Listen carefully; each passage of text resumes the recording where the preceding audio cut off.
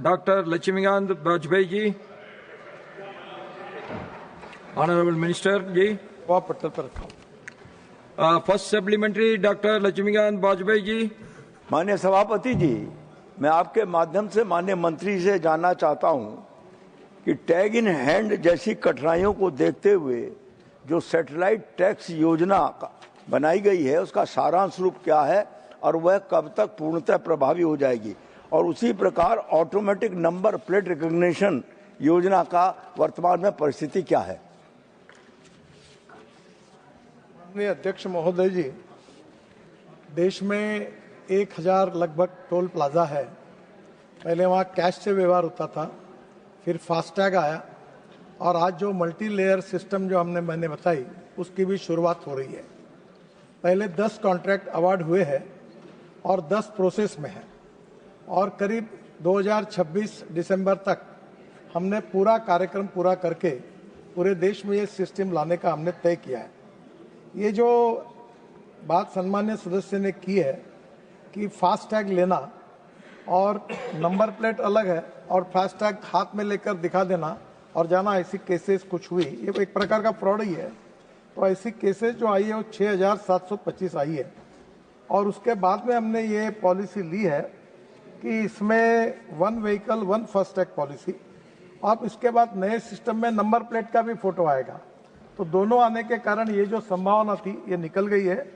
FASTag को हमने वाहन सॉफ्टवेयर से लिंक किया है और लूज फास्टैग की संख्या एकदम घट गई है, क्योंकि अब दोनों के कारण, वाहन के कारण रिकॉर्ड होने के कारण स्वाभाविक रूप से जब वाहन के साइड पर जाता है तो कभी कभी कार का फास्टैग लेना, दूसरे व्हीकल को लेके जाना, ऐसे लोग होशियारियां कर रहे थे। अब लगभग ये समस्याएं कम हुई है। अब इसके लिए 1 vehicle 1 FASTag policy, double toll fee for loose fastags not attached on windscreen of the vehicle, close multiple fastag for 1 vehicle to eliminate fraud and duplicity, no fastag can be issued without validation from Vahan, and fee collection through UPI from non-fastag vehicles। ऐसे हमने जो निर्णय किए हैं इसके कारण लगभग ये जो फ्रॉड और चोरी करने के प्रकरण थे वो लगभग खत्म हुए। Second supplementary, Dr. Lakshmikant Vajpayee ji. माननीय सभापति जी, मैं आपके माध्यम से माननीय मंत्री से जानना चाहता हूं कि टोल पर जो हिंसक घटनाएं होती हैं, झगड़े होते हैं, इनको रोकने के क्या उपाय किए गए हैं। और दूसरा प्रश्न मेरा है, मेरठ महानगर में जो NH से चारों तरफ NH से जो लोड महानगर के भीतर जाता है, इससे कारण उत्पन्न जाम की समस्या के निदान के लिए यदि इनर रिंग रोड बनाई जाती है तो क्या NH विभाग उस इनर रिंग रोड के बनाने में भी मदद करने पर विचार कर सकेगा। सम्मान्य अध्यक्ष महोदय, अभी कोई व्यक्ति खड़ा नहीं रहेगा टोल के ऊपर और कोई रोकेगा नहीं, कोई टोकेगा नहीं, कोई झगड़े नहीं, कोई गुंडागर्दी नहीं, कुछ नहीं, कैमरा ही काम कर रहा है। तो एक प्रकार से ये समस्या जो है ये निकल जाएगी और इसलिए टोल के कर्मचारी, ये बात सम्मान्य सदस्य कह रहे हैं, विशेष रूप से जरा अलग टाइप के लोग, पहलवान, और मैं उनका वर्णन नहीं करना चाहता हूँ, ये टोल नाके पे रहते थे और ये गुंडागर्दी करते थे, जबरदस्ती करते थे, लाठियां मारते थे, तकरारें करते थे, अपमानजनक व्यवहार करते थे। ये सच है। अब इनकी सबकी छुट्टी हो जाएगी, इसमें कोई दिखेगा ही नहीं।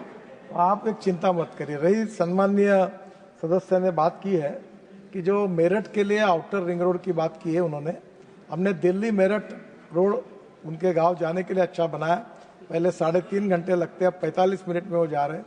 और इसके बाद हमने दिल्ली देहरादून ये नया रोड बनाया है और दिल्ली देहरादून में जो 36 किलोमीटर जो हमारे अक्षरधाम मंदिर से बना है उसको हमने पायलट चलने के लिए अलाउ भी कर दिया है और 10-15 दिन में दिल्ली देहरादून भी पूरा हो जाएगा और फिर दिल्ली से देहरादून केवल 2 घंटे में होगा और उसके होने के बाद ये तुरंत शुरू हो जाएगा 15 दिन में। PM साहब का समय हम मांगा है और ये होने के बाद इनके रोड पर ट्रैफिक जो है वो काफी कम होगा। फिर भी सम्मान्य सदस्य कह रहे कि और एक ring road, outer ring road जो बनाने की बात कर रहे हैं, इनर रिंग रोड, तो वो भी बात को मैं जांच कर जरूर देखूंगा।